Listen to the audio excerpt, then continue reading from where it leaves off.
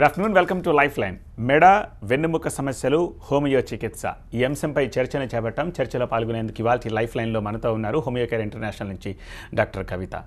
So doctor కవితని అడిగి ఈ మెడ వెన్నెముక సమస్యలు, వాటికి హోమియోలో ఎలాంటి పరిష్కారాలు ఉన్నాయో తెలుసుకుందాం. మీకు ఏమైనా ప్రశ్నలున్నా సందేహాలున్నా స్క్రోల్ అవుతున్న నెంబర్స్కి కాల్ చేసి డాక్టర్ గారితో మాట్లాడి తెలుసుకోవచ్చు. Let's talk to doctor Kavitha. Hi అండి. ఫస్ట్ ఆఫ్ ఆల్, మెడ సమస్య వేరు, వెన్నెముక సమస్యలు వేరు. బట్ రెండు ఇంటర్లింక్ అయితే ఎక్కడో అవుతాయి అని అనిపిస్తూ ఉంటుంది ఒకదాన్ని నెగ్లెక్ట్ చేస్తే కనుక. అసలు ఈ రెండింటికి సంబంధం ఏమిటి? యాక్చువల్గా వెన్నుముక్క సమస్యలో మనకు మెడ నొప్పి, నడుము నొప్పి అని గమనిస్తూ ఉంటాం. సో వెన్ను సమస్యలు కనుక తీసుకుంటే సర్వికల్ స్పాండిలోసిస్ అని, లుంబార్ స్పాండిలోసిస్ రెండు రీజన్స్ ఉంటూ ఉంటాయి. సో ఎప్పుడైతే అరుగుదల సమస్యలు అంటే వెన్నుపూస సమస్యలు అంటే మ్యాక్సిమం మనకి వెన్నుపూస ఫంక్షనింగ్ ఏంటి, back support, nothing but back bone major back సపోర్ట్తో పాటు ఫ్లెక్సిబిలిటీ మేజర్గా ఇచ్చే ఛాన్స్ ఎక్కువ ఉంటాయి. కదలిక అనేది ఈచ్ అండ్ మన బాడీలో ఏ జాయింట్ తీసుకున్నా మేజర్ ఫంక్షన్ ఫస్ట్ ఫ్లెక్సిబిలిటీ అంటే కదలిక ఇవ్వాలి, మన బాడీకి ఒక షేప్ ఇవ్వడం, మన భారాన్ని మోయడం, ఈ 3 మేజర్ ఫంక్షన్స్ ఉంటాయి. సో ఎప్పుడైతే డ్యూ టు ఎనీ రీజన్స్ అరుగుదల కనుక సమస్య స్టార్ట్ అయితే అంటే కంటిన్యూస్ సిట్టింగ్ వరకు ఉండడం కానీ, over strain of the joint వల్ల కానీ, over burden of the joints, so దీనివల్ల ఎర్లీగానే డిజనరేటివ్ చేంజెస్ రావడం, సో దాంతో అక్కడ ఉన్న డిస్క్ సమస్యలు అంటూ ఉంటాం. డిస్క్ అరుగుదలలోకి గురయ్యే ఛాన్స్ ఎక్కువగా ఉంటూ ఉంటాయి. సో ఈ అరుగుదల మల్టిపుల్ అంటే ప్లేసెస్ని బట్టి మనకు ఉంటాయి. అది మెడ ప్రాంతంలో వస్తే కనుక సర్వైకల్ స్పాండిలోసిస్ అని, నడుము ప్రాంతంలో వస్తే లుంబార్ స్పాండిలోసిస్ అంటూ ఉంటాం. ఇందులో కూడా మనకు స్టేజెస్ వైజ్గా ఉండే అవకాశాలు ఉంటాయి. So spondylosis changes, spondylolisthesis and prolapsed conditions ఉండే అవకాశాలు ఉంటాయి. సేమ్ థింగ్ నడుము ప్రాంతంలో కూడా lumbar spondylosis, spondylolisthesis and prolapsed condition, disc prolapse అంటూ ఉంటాం. సయాటికా లాంటి ప్రాబ్లమ్స్కి దారితీసే అవకాశాలు ఉంటాయి. ఓకే, మీరు అరుగుదలకు సంబంధించిన సమస్యలను ప్రస్తావిస్తున్నారు. అది ఏజ్తో వచ్చేది ఎక్కువగా అయి ఉంటుంది. కానీ ఈ మధ్య యంగ్స్టర్స్, టీనేజ్ పిల్లల దగ్గర నుంచి యంగ్స్టర్స్ వరకు అందరికీ కూడా ఈ డిస్క్ సమస్యలు వస్తూ ఉన్నాయి. ఎందువల్ల అంటారు?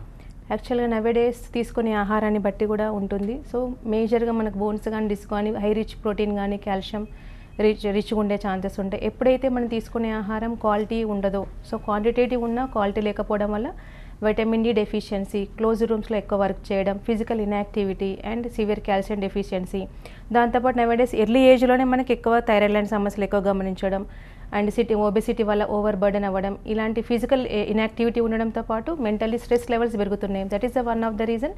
దాంతోపాటు యాంక్లోజింగ్ స్పాండిలోసిస్ అండ్ కీళ్ళవాతం, ఆటోఇమ్యూన్ డిజార్డర్స్ లాంటి రుమటాయిడ్ ఆర్థరైటిస్ కానివ్వండి, ఎస్ఎల్ లాంటివి కానివ్వండి, ఇలాంటి సమస్యలు మనం ఎక్కువ గమనిస్తున్నాం. సో దానివల్ల మనకు సివియర్ కాల్షియం డెఫిషియన్సీ పెరగడం, క్లోజ్ రూమ్లో వర్క్ చేయడం వల్ల, ఏసీ రూమ్లో వర్క్ చేయడం వల్ల ఇలా సమస్యలు ఎక్కువ గురయ్యే ఛాన్సెస్ ఉంటాయి. సో సర్టన్ ఎక్స్టెంట్ పేషెంట్ చేతిలో ఉంటుంది, హెరిడిటరీ వైజ్ కూడా ఇది రావచ్చు. సో మల్టిపుల్ రీజన్స్ ఉన్నా కూడా మ్యాక్సిమం మనం తీసుకునే ఆహారంలో క్వాలిటీ ఫుడ్ మెయింటైన్ చేస్తూ ఫిజికల్ యాక్టివిటీ కనుక పెంచితే ఇట్ మే పోస్ట్ పోన్ అయ్యే ఛాన్సెస్ ఉంటాయి. మేజర్గా deficiency of the food and quality లేకపోవడం, సెడెంటరీ యాక్టివిటీ అండ్ ఇలాంటి హార్మోనల్ ఇంబ్యాలెన్స్తో పాటు ఆటోఇమ్యూన్ డిజార్డర్స్ నవడేస్ ఎర్లీ ఏజ్లో రావడానికి కానీ కారణం. ఓకే, ఫస్ట్ కాల్ ఉన్నారండి విజయవాడ నుంచి అరుణ. అరుణ గారు మీ ప్రశ్న అడగండి. నమస్కారం అండి. నమస్కారం అమ్మ, చెప్పండి. అంటే నాకు వెన్నుపూస ఇది అయ్యి సర్జరీ చేయించుకున్నాను. తర్వాత ఏమో ఇప్పుడు మెడల్ కూడా అడిగినాయి. ఆయుర్వేదలో మందులు ఉన్నాయా? మీ వయసు ఎంత అండి? 50 సంవత్సరాలు అండి. 50 years అంటే పీరియడ్స్ ఎప్పుడు ఆగిపోయినాయండి? 3 years అయిందండి. ఏంటండి? 3 years. 3 years. Okay okay. So వెన్నుపూస సమస్యలు ఎప్పుడు స్టార్ట్ అయినాయి మీకు? ఆపరేషన్ ఎప్పుడు జరిగిందండి? 1.5 years అయిందండి ఆపరేషన్ జరిగి. అంటే డిస్క్ లో కూడా 3, 4, 5 డిస్క్ పోయింది కొంచెం. తర్వాత వెన్నుపూస కూడా ఇది అయిపోయింది. ఓకే, సర్జరీ చేయించుకున్నాను. మళ్ళా 6 months నుంచి మెడ ఇది కూడా అయిపోయి చెయ్యి అంతా అసలు కుడి చేయి పని లాగడం, తిమ్మిరి రావడం ఉంటుంది. ఓకే, యాక్చువల్గా one of the reason female కూడా cervical spondylosis, female 40+ obese, calcium deficiency, లేకపోతే మెనోపాజ్ ఏజ్ కానీ గర్భసం తీసడం కూడా వన్ ఆఫ్ ద రీజన్. మీ విషయంలో జరిగింది అది సివియర్ కాల్షియం డెఫిషియన్సీ. ఓవరాల్గా మీకు నడుము ప్రాంతంలో డిస్క్ ఎఫెక్ట్ అయిన ఫస్ట్ డిస్క్ అంటే స్పాండిలోసిస్ కానీ లేకపోతే సయాటికా ప్రాబ్లం వల్ల మీరు సర్జరీకి వెళ్ళినారు. బట్ స్టిల్ డిజీజ్ ప్రోగ్రెస్ అయితే అది మనకు మెడ ప్రాంతంలో కూడా ఎఫెక్ట్ అయింది. సిమిలర్ అక్కడ కూడా మనకు సర్జరీ అవసరం లేకుండానే చేసుకోవచ్చు. సో సర్వైకల్ స్పాండిలోసిస్ లక్షణాలు తీసుకుంటే అక్కడ ఉన్న డిస్క్ బల్జడం వల్ల నర్వ్ రూట్ కంప్రెషన్ అవ్వడం, చేయి లాగడం, తిమ్మిరి రావడం, కళ్ళు తిరగడం సమస్యలు ఉంటాయి. సో సెన్సిటివ్ ఏరియా కాబట్టి సర్జరీ చేసిన రిస్క్ ఉండే అవకాశాలు ఎక్కువగా ఉంటాయి. కాబట్టి సో కొద్దిపాటి జాగ్రత్తలు అంటే ఎవరు ఆల్రెడీ 50 years ఏజ్ ఉన్నారు కాబట్టి కాల్షియం సప్లిమెంట్ తీసుకుంటూ కనుక మెడిసిన్స్ వాడితే మీకు ఓవరాల్గా కరెక్షన్ అవ్వడంతో పాటు మళ్ళీ ప్రాబ్లం రిపీట్ కాకుండా మెడ నొప్పి తగ్గే అవకాశాలు ఉంటాయండి. కొన్ని రకాల మోడరేట్ ఎక్సర్సైజులు చెప్తూ ఉంటాం కొద్ది నొప్పి తగ్గిన తర్వాత. సో అలాంటి జాగ్రత్తలు పాటించుకుంటూ మెడిసిన్స్ కనుక వాడితే కరెక్షన్ అయ్యే మెడ ఛాన్సెస్ నొప్పి ఉంటాయి. లేదండి, నాకు అసలు మెడ నొప్పి అనేది లేదు. చెయ్యి లాగడం, తిమ్మిరి రావడం. చెయ్యి లాగడం, అసలు చెయ్యి అసలు కదపలేను, బాగా వాపు నరం కనపడుతుంది, అట్లా వాసిపోతుంది పైనుంచి. అంటే చెయ్యి వాస్తుందా ఏమైనా? చెయ్యి బాగా వస్తుంది. మెడ నొప్పి అనేది ఏం లేదు. మెడ నొప్పి ఏం లేదు. కళ్ళు తిరగడం ఏమైనా ఉంటుందా? కళ్ళు తిరగడం కొంచెం తక్కువ, అదేం ఉండదు. బెల్ట్ పెట్టేది ఎన్ని నాకు మెడ నొప్పి అసలు ఏం లేదు. చెయ్యి. ఓకే. డయాబెటీస్ కానీ ఏమైనా ఉందా అండి మీకు? ఏమి లేదు. డయాబెటిక్ కానీ కుడి భుజం అంటే కుడి చేయి నొప్పి వస్తుందా, ఎడమ చేయి వస్తుందా నొప్పి? కుడి చేయి ఎక్కువ వస్తుంది, ఎడమ చేయి కొంచెం వస్తుంది. కుడి భుజం అండి లేకపోతే చేయి దగ్గరేనా? కుడి మోక చేయి నుంచి ఎక్కువ వస్తుంది, ఇలా కలపలేము అనమాట. చేయి మొత్తం. 2 రీజన్స్ ఉంటాయి. సిటిఎస్ కూడా కావచ్చు, కార్పల్ టన్నెల్ సిండ్రోమ్ వల్ల కూడా లాగడం అనేది ఉండే ఛాన్సెస్ ఉంటాయి. దాంతోపాటు ఫ్రోజన్ షోల్డర్ లాంటి సమస్యలు ఉన్న, పెరియార్థరైటిస్ లాంటి సమస్యలు ఉండడం వల్ల కూడా ఇలాంటి సమస్యలు ఉంటూ ఉంటాయి. ఒకసారి ఎంఆర్ఐ తీయించండి షోల్డర్ది. సో ప్లస్ ఇక్కడ ఏమైనా బల్జీ లాంటివి ఉండడం వల్ల కూడా మీకు వాపు, చిన్నపాటి medial nerve, lateral nerve compression, ulnar nerve compression వల్ల కూడా మనం భుజం నొప్పి లాగడం అయ్యే ఛాన్సెస్ ఉంటాయి. సో రెండిట్లో ఏదైనా రీజన్ కావచ్చు. మనకు రెండింటికి ట్రీట్మెంట్ మన దగ్గర అవైలబుల్ ఉందండి. ఆ రిపోర్ట్ తీసుకొని రండి. ఓకే, నెక్స్ట్ కాలర్ వరంగల్ నుంచి నరేష్ ఉన్నారు. నరేష్, మీ ప్రశ్న ఏమిటి అడగండి. హలో, టీవీ వాల్యూమ్ తగ్గించి ఫోన్లో మాట్లాడి నరేష్ ప్లీజ్. సార్ నమస్తే. నమస్తే, చెప్పండి. మేడం చెప్పండి, వింటున్నాను. అయితే మేడం ఏం లేదు కానీ బాగా నడుము కిడ్నీ పైన వస్తుంది మేడం. ఓకే మేడం అక్కడ ఒకటి మోకాల దగ్గర కూడా బాగా నొప్పి వేస్తుంది మేడం. ఓకే. ఇదే బాగా పెయిన్స్ వస్తుంది, ఊకే పట్టుకున్నట్టు, నడుము పట్టుకున్నట్టు మేడం. ఎక్కువసేపు బైక్ మీద వెళ్తాం కదా మేడం, దానివల్ల బాగా ఇబ్బంది అవుతుంది మేడం. ఏం చేస్తుంటారు మీరు? మేడం నేను జాబ్ చేస్తాను మేడం. ఓకే. వయసు ఎంత అండి? మేడం నాకు 28 ఉంటుంది మేడం. ఓకే. సమస్య ఎప్పటి నుంచి ఉంది మీకు? నడుము నొప్పి అని ఎక్స్రే కానీ ఎంఆర్ఐ కానీ తీయించినారా ఏమైనా? ఈ బైక్ మీద ఎక్కువ వెళ్తుంటేనే మొన్న రీసెంట్ గా 1 year నుండి ఉంది మేడం ఇది. ఓకే. ఓకే. లుంబార్ స్పాన్లోస్ కిందకి, ఎందుకంటే డ్రైవింగ్ ఎక్కువ ఉంటుందో, 2 వీలర్స్ పైన ఎక్కడం వల్ల, కంకషన్ ఇంజురీస్ ఎక్కువ అవడం వల్ల కూడా మనకు నడుము నొప్పి వచ్చే అవకాశం ఉంటాయి. నడుము స్టిఫ్నెస్ అంటున్నారు. చాలామందికి నడుము నొప్పి అనగానే 2 విధాలుగా డౌట్స్ వస్తుంటాయి. అది కిడ్నీ పెయినా లేకుంటే నడుము అంటే స్పైనల్ డిస్క్ ప్రాబ్లమ్ అనేది ఉంటుంది. సో మ్యాక్సిమం మనకి స్పైనల్ ప్రాబ్లమ్ ఉన్న వాళ్ళకి ట్రావెలింగ్ ప్రొఫెషన్ ఎక్కువ ఉంటుంది, రెస్ట్ తీసుకుంటే కొంచెం తగ్గిపోయే అవకాశం ఉంటాయి, కాళ్ళు లాగడం, తిమ్మిరి రావడం అనేది ఉంటుంది. But in case of kidney pain అంటే కనుక ఏంటంటే line to grand back side నుంచి ఫ్రంట్కి మనకి పెయిన్ రావడం, యూరిన్లో మంట రావడం, dull aching win through out the day ఉంటుంది. ఈవెన్ రెస్ట్ తీసుకున్నా తగ్గకుండే అవకాశం ఉంటే కొంతమందికి వామిటింగ్స్, నాసియా సెన్సేషన్ వస్తూ ఉంటాయి. సో మీ విషయంలో అది టువర్డ్స్ అది లుంబార్ స్పాండిలోసిస్ కిందకి గమనిస్తున్నాం. సో ఎక్కువ వెయిట్ లిఫ్ట్ చేయకుండా కొద్దిపాటి జాగ్రత్తలు పాటించుకుంటూ కనుక మెడిసిన్స్ వాడితే కరెక్షన్ అయ్యే ఛాన్సెస్ ఉంటాయి. ఎందుకంటే మేల్స్కి బిలో 55 years గ్రూప్లో వచ్చిన వాళ్ళకి అక్కడున్న అరుగుదల అంటే డీజనరేషన్ అయింది, రీజనరేట్ అయ్యే ఛాన్సెస్ ఎక్కువగా ఉన్నాయి. కాకపోతే ఎక్కువ లాంగ్ జర్నీ చేయడం వల్ల ఓవర్ స్ట్రెయిన్ అవుతుంది కాబట్టి బెల్ట్ ఒకసారి యూజ్ చేసుకుంటూ సడన్ మూమెంట్స్ ఇవ్వకుండా మెడిసిన్స్ వాడితే కంప్లీట్గా మీకు రీజనరేషన్ అయ్యే ఛాన్సెస్ ఉంటుందండి. మెడ, వెన్నుముక సమస్యలు, హోమియో చికిత్స పరిష్కారాలు, వీటికి సంబంధించిన చర్చని లైఫ్ లైన్లో చూస్తున్నాము. నెక్స్ట్ కాలర్ హైదరాబాద్ నుంచి గుప్తా ఉన్నారు. గుప్తా గారు, మీ ప్రశ్న అడగండి. హలో. హలో, చెప్పండి గుప్తా గారు. నమస్తే మేడం. నమస్తే, నా చెప్పండి. పేరు గుప్తా అండి. నేను హైదరాబాద్ నుంచి మోతీనగర్ నుంచి మాట్లాడుతున్నాను సార్. మేడం నేను పర్లేదు చెప్పండి. అంటే మా మిసెస్ కి మేడం మా మిసెస్ కి L4 L5 డిస్క్ బల్జ్ అయింది మేడం. ఓకే. అది కొంచెం ఆల్రెడీ ఎంఆర్ఐ కూడా తీపించిన, న్యూరో సర్జన్ కి చూపించిన, కాకపోతే సర్జరీ చెయ్యాలి అని అంటున్నారు మేడం. ఓకే. వితౌట్ సర్జరీ మన దాంట్లో హోమియోలో ట్రీట్మెంట్ ఉంటుందా మేడం? ఓకే. మీ మిసెస్ వయసు ఎంత అండి? 36 మేడం. ఓకే, డెఫినెట్గా ఉందండి. డిస్క్ బల్జ్ వరకు చాలా వరకు కవర్ అయ్యే ఛాన్సెస్ ఉంటాయి. ఏంటంటే ఆల్మోస్ట్ 45 years కూడా లేదు, తక్కువనే. కాబట్టి మనకు రిస్క్ ఏంటి అంటే ఫస్ట్ థింగ్ అక్కడ డిస్క్ బల్జ్ అవ్వడం వల్ల అక్కడ నర్వ్స్ బంచుండే నర్వ్ రూట్స్ అక్కడే ఉంటాయి. సర్జరీ వల్ల ఏమవుతుంది, ప్రాబ్లం కంప్లీట్గా సొల్యూషన్ ఉండదు, మళ్ళీ రిపీట్ అయ్యే ఛాన్సెస్ కూడా ఉంటాయి. ఒక 3 months వరకు మాత్రం రికవర్ అయ్యే ఛాన్సెస్ ఉంటాయి. మ్యాక్సిమం 20 to 30% మాత్రం సక్సెస్ రేట్స్ ఉంటాయి. But in case of age ప్రకారంగా చూసుకుని దానికి 36 years ఏజ్ అంటున్నారు కాబట్టి సో మెడిసిన్స్ వాడుతూ ఉంటే కూడా డిస్క్ బల్జ్ అనేది కవర్ అవ్వడంతో పాటు నర్వ్ రూట్ కంప్రెషన్ తగ్గుతూ, పెయిన్ తగ్గుతూ, డిజీజ్ ప్రోగ్రెస్ కాకుండా, నాట్ ఈవెన్ లుంబార్ రీజన్ కాకుండా డిజీజ్ ప్రోగ్రెస్ కాకుండా స్పైనల్ రీజన్లో కంటే టోటల్గా వేరే సర్వైకల్ ప్రాంతంలో వెళ్లకుండా ఓవరాల్ కవర్ అయ్యే ఛాన్సెస్ ఉంటాయి. డీజనరేషన్ రీజనరేట్ అయ్యే ఛాన్సెస్ ఉంటాయి. సైటికా లాంటి ప్రాబ్లం లేకుండా, కొంతమందికి ఫీమేల్ ఏంటంటే సైటికా వల్ల ఏమవుతుంది, యూరినరీ ఇన్కాంటినెన్స్ కానీ, మూత్రం పడిపోవడం కానీ, లేకుంటే మోషన్ ఇబ్బంది అయ్యే ఛాన్సెస్ ఉంటాయి. అది సర్జరీ వల్ల రికవర్ కాదు, స్టిల్ ఇట్ పర్సిస్టెంటింగ్ ఉంటుంది. బట్ మెడిసిన్స్ వాడడం వల్ల కొద్ది టైం తీసుకున్నా అది కరెక్షన్ అయ్యే ఛాన్సెస్ ఉంటాయి, మళ్ళీ ప్రాబ్లం రిపీట్ అయ్యే పాసిబిలిటీస్ తక్కువ. బట్ డెఫిషియన్సీ కనుక కాల్షియం ఉంటే సప్లిమెంట్ తీసుకుంటూ కనుక మెడిసిన్స్ వాడితే మీకు సర్జరీ లేకుండానే విత్ హోమియో చికిత్సతో టోటల్ కవర్ అయిన కేసెస్ మన దగ్గర చాలా ఉన్నాయండి. సో గుప్తా గారు, సర్జరీ అవసరం లేదు, ఒకసారి హోమియోపతి డాక్టర్ని సంప్రదించండి, ఆ తర్వాత చాయిస్ ఈజ్ యువర్స్. కవిత గారు, ఇంతకుముందు నేను అన్నట్టుగానే ఒక్కసారి వెన్ను మీద కత్తిగాటు పెట్టారు అంటే ఇంకంతే, సర్జరీ చేసినట్టే, ఇంక లైఫ్ లాంగ్ ఆ బాధను పడుతూనే ఉండాల్సింది అంటూ ఉంటారు. ఇది అపోహ, నిజమా ఏంటి? అసలు నిజానికి సర్జరీ ప్రతి కేసులోనూ సర్జరీ అవసరమేనా? యాక్చువల్గా కేసెస్ మనం రెగ్యులర్గా వింటుంటాం. బిఫోర్ కొంతమంది భయపడి సివియర్గా పెయిన్ వచ్చేసి సర్జరీ చేయించుకొని మళ్ళీ ప్రాబ్లం రిపీట్ వస్తూ ఉంటారు, వన్స్ ఆర్ ట్వైస్. కొంతమంది భయంకి సర్జరీ ఉంటే వద్దండి, అది భయం చాలా రిస్క్తో కూడిన పని వచ్చిన కేసెస్ ఉంటాయి. సో 2 to 3 టైమ్స్ సర్జరీ అయ్యి మళ్ళీ ప్రాబ్లం రిపీట్ అయి ఉంటుంది. మ్యాక్సిమం ఏంటంటే డిస్క్ బల్జ్ దగ్గర మనకు 2 ఆప్షన్స్ ఉంటాయి. మనం నర్వ్ రూట్ కనుక తీసుకుంటే అక్కడ డిస్క్ ఉండడం, అక్కడ నర్వ్ రూట్ ఉంటుంటాయి, 2 వర్టిబ్రల్స్ మధ్యలో ఉండే ప్రదేశం ఉంటుంది. సో బల్జ్లో వాళ్ళకి చేసేది అంటే లామినెక్టమీ అని చేస్తూ ఉంటారు, అక్కడ ఉన్న పార్ట్ని రిమూవ్ చేయడం.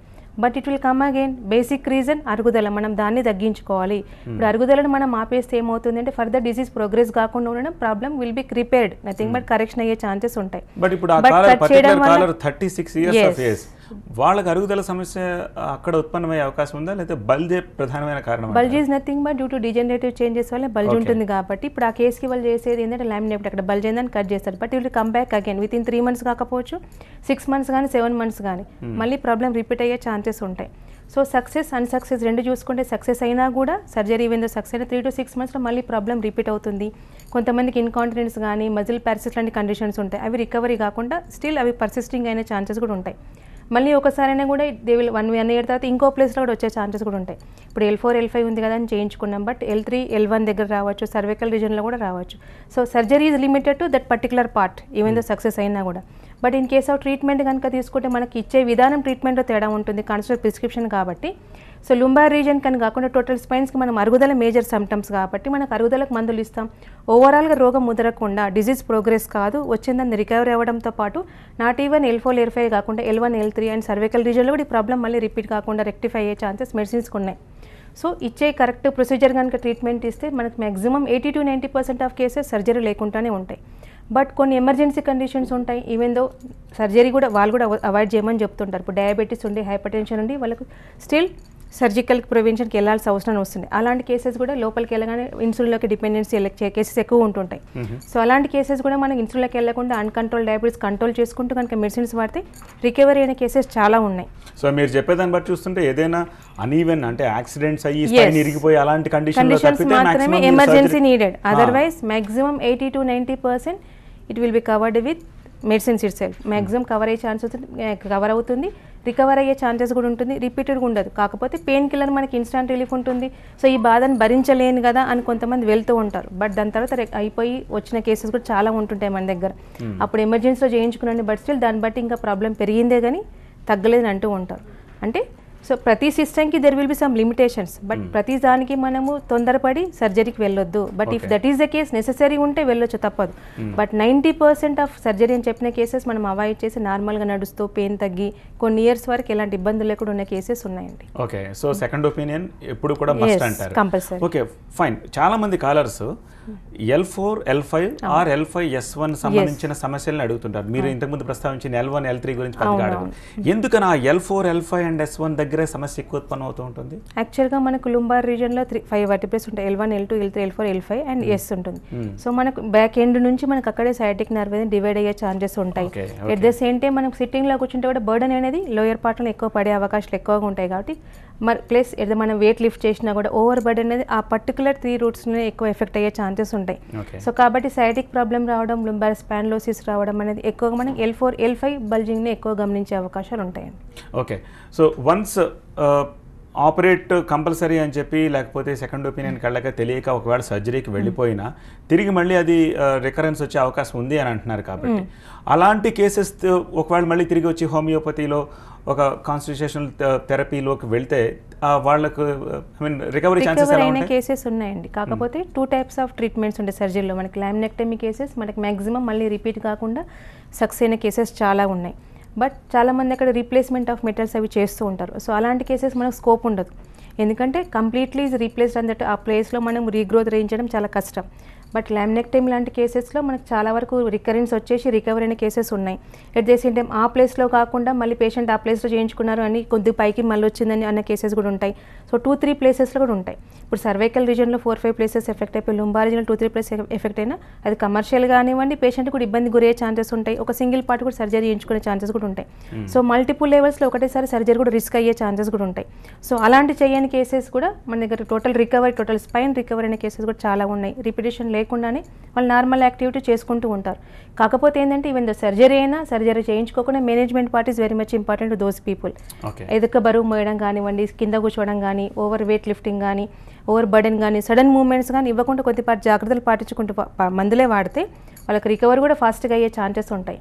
కొంతమందికి ఇంకో అపోహ ఏంటంటే హోమియోపతి చాలా లాంగ్ ట్రీట్మెంట్, ఎక్కువ దీర్ఘకాలికంగా వాడాలి, పెయిన్ తగ్గడానికి మేము ఓపిక ఉంటుందా అని అనుకుంటుంటారు.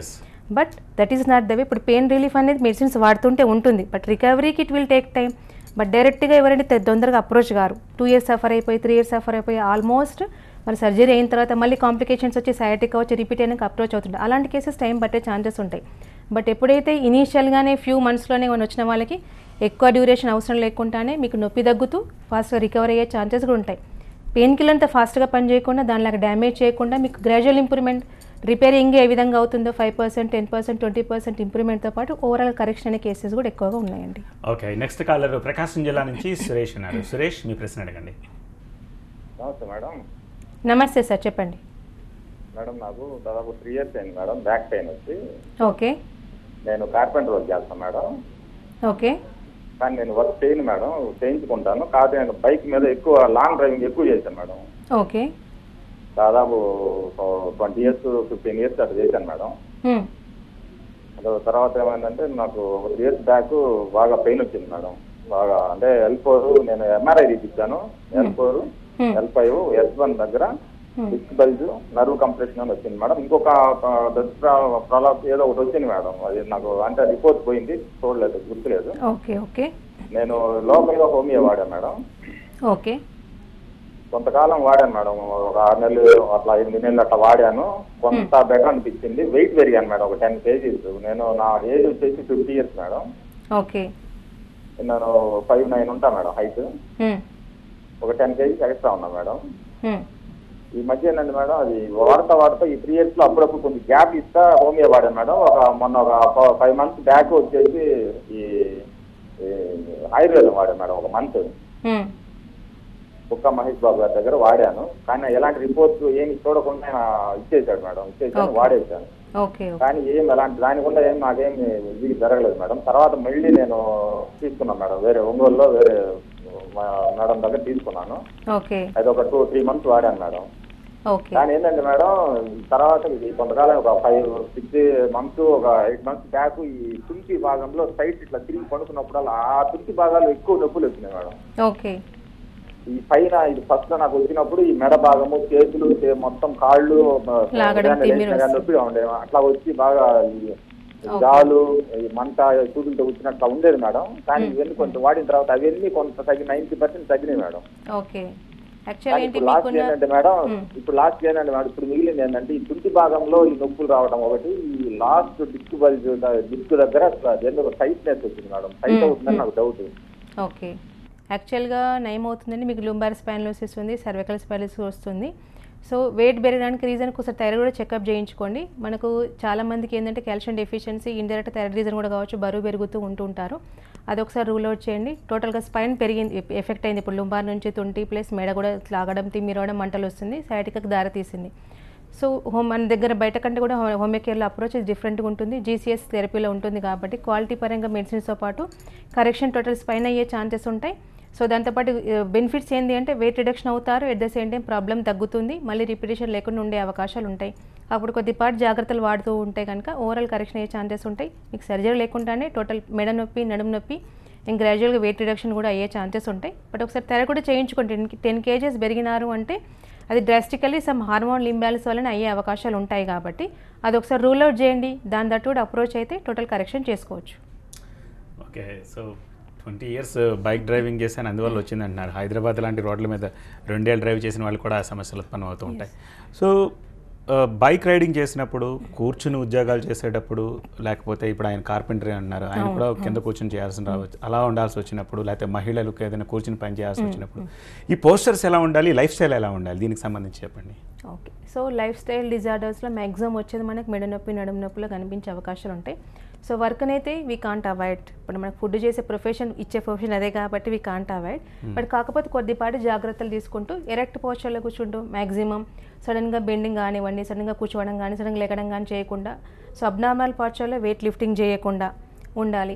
ఇలాంటి కొద్ది జాగ్రత్తలు పాటించుకుంటూ, సో కంపల్సరీ మ్యాండేటరీ అయితే కనుక సో మధ్యలో బ్రేక్, ఇప్పుడు కంటిన్యూ సిట్టింగ్ వర్క్ ఉంటే కనుక కంటిన్యూగా మనం సిట్టింగ్ వర్క్ చేయకుండా ఎవ్రీ 15 minutes కానివ్వండి, లేకపోతే హాఫ్ అన్ అవర్ కానివ్వండి, కొద్దిగా లేసి కూర్చొని ఒక 5 minutes కనుక వాక్ చేసుకోవచ్చు. At the same time back support is very much important.